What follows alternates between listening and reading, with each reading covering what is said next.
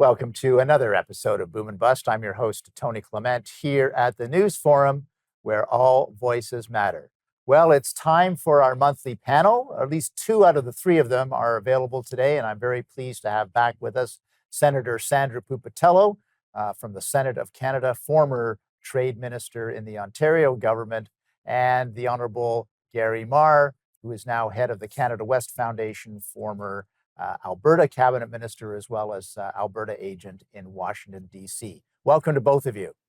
Thank you. Good morning. Good morning. And I'd love to talk a little bit about some of the economic data to start us off and just get your reactions. Maybe Senator Pupatello, we can start with you. We had this second quarter decline in GDP by about 1.6% that was announced, and then just today, as we're recording, the balance of payments for Canada is in the negative. So love to get your sense of how you react to those numbers. Are you worried that we're close to recession, or are these just things that are passing along, but there are other things that are fundamentally strong? So Sandra, why don't you take it from the top? Well, Canada is a big country and our economy is very diverse. So I would say that it is on average, it's declined. But for Ontario, I think it's a much bigger hit than the balance of the country, just because so much of our GDP is made up of manufacturing. And everyone knows we're taking a hit right now. And that's largely because of the uncertainty that's been created with Trump and his tariff war. And that's not just happening in Canada. Not that there's any solace in finding out that the rest of the world is having the same issue.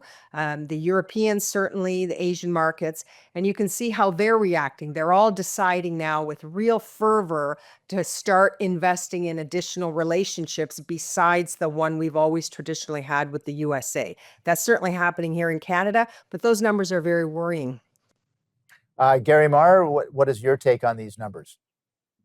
Well, I think that it's not going to be a very happy fall economic statement when it's released by the government. I think it's notable that later on this month, the Liberal caucus is meeting in Edmonton for their meetings. I'm certain that all ministers are gravely concerned about what money they're going to be able to put back into the kitty in order to try and make the fall economic statement better. But it's still going to be a challenge. And, the economic headwinds, I recognize how hard it's been in Ontario, but think also about, canola farmers in Western Canada, $5 billion in trade, and the largest customer being China, and how that's being stymied.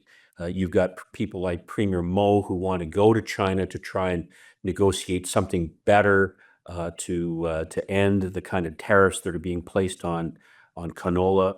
You think about energy and the kinds of efforts that the federal government wants to move forward on to try and boost the GDP by making sure that we can move energy and other goods that we have, not just to the United States, but to other parts of the world.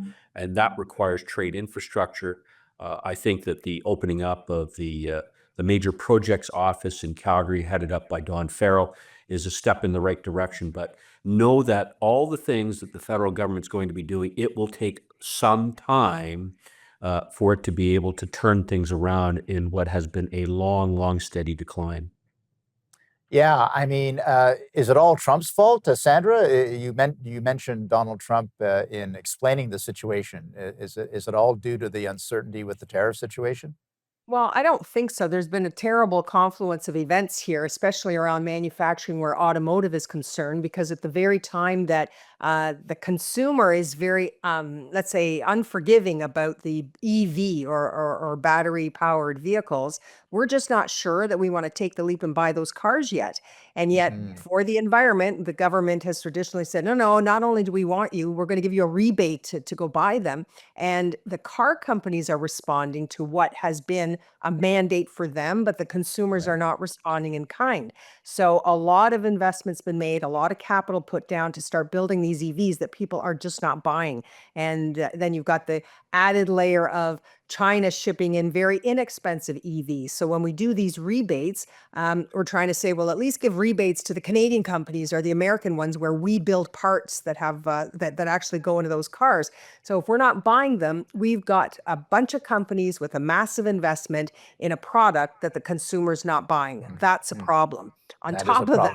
that, you've Yeah. got to trade. Hold on. We're gonna take a break, Sandra. We'll get to your second point after these messages.